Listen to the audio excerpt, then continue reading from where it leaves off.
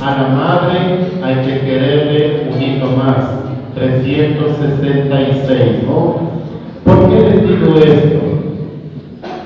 Muchas veces no valoramos lo que tenemos. ¿Recuerdan ustedes? El hijo mayor de la parábola dijo: nunca me has dado un cabrito para comerme con mis amigos. La Santa Misa, le digo, hemos ofrecido justamente por cada uno de ustedes. El Señor esté con ustedes. La bendición de Dios Todopoderoso.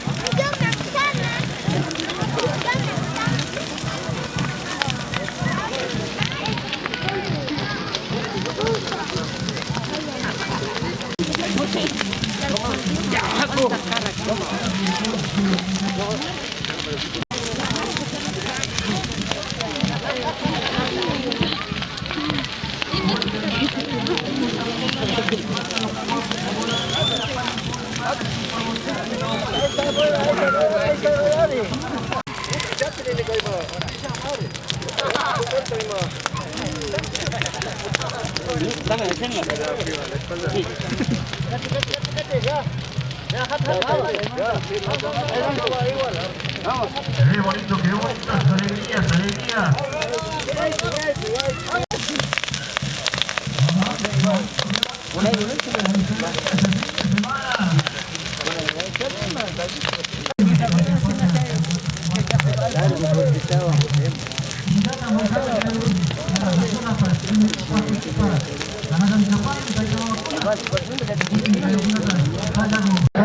Kapag